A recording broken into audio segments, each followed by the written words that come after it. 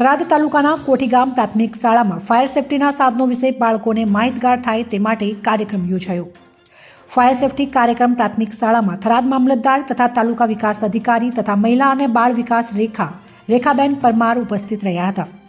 બાળકોને પ્રવાસ દ્વારા તો ઘણું બધું શીખવી શકાય, પરંતુ જીવનમાં ઉપયોગી બને તેવા ફાયર સેફટીના સાધનો વિશે શાળામાં આ કાર્યક્રમથી હું વધારે ખુશ થયો તેવું મામલતદાર KH વાઘેલાએ જણાવ્યું. ભવિષ્યમાં કોઈપણ આકસ્મિક ઘટના બને ત્યારે બાળકોને આવા ફાયર સેફટીના સાધનો વિશે કાર્યક્રમ દેખી ખૂબ આનંદ અનુભવ્યો તેવું તાલુકા વિકાસ અધિકારી કાજલબેન આમલિયાએ જણાવ્યું હતું. આ સમગ્ર કાર્યક્રમનું આયોજન ગામના દાતાઓ દ્વારા કરવામાં આવ્યું હતું. બાળકોને તિથિ ભોજનના દાતા JD આસલ રહ્યા હતા. થરાદ તાલુકાના કોઠી ગામ પ્રાથમિક શાળામાં નગરપાલિકા દ્વારા ફાયર સેફટીના દરેક સાધનો વિશે વિગતવાર માહિતી આપી demonstration fire brigade Viramji Rathod દ્વારા આપવામાં આવ્યું હતું. આ સાધનો નિહાળીને બાળકો પણ ખુશ થયા હતા. આ કાર્યક્રમમાં વિશેષ અતિથિ તરીકે થરાદ તાલુકા મામલતદાર HK વાઘેલા તથા થરાદ તાલુકા વિકાસ અધિકારી કાજલબેન આંબલિયા ઉપસ્થિત રહીને બાળકોને વિશેષ માર્ગદર્શન આપ્યું હતું.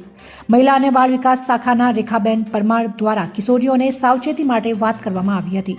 આ કાર્યક્રમમાં સમગ્ર શાળાના બાળકોના તિથિ ભોજનના દાતા JD આસલ તથા સન્માન માટે JM આસલ તથા બાળકોને પ્રોત્સાહિત કરવા માટેના દાતા વનાભાઈ H પટેલ તથા સાઉન્ડ સિસ્ટમના દાતા જાવેદ ખાન દરબાર અને મંડપ ડેકોરેશનના દાતા શાંતિભાઈ આસલ, પાણીના બોટલના દાતા પટેલ ઈશ્વરભાઈ K તથા ફોટોગ્રાફીના દાતા વાઘજીભાઈ R પટેલ.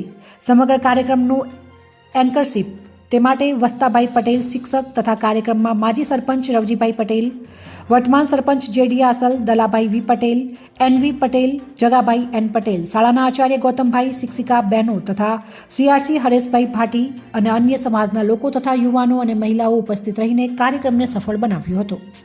રિપોર્ટર જાગૃત ગુજરાત ન્યૂઝ ચેનલ સાથે કેવુભાઈ ચૌહાણ, 7 લાખની બ્યુરો ચીફ, બનાસકાંઠા.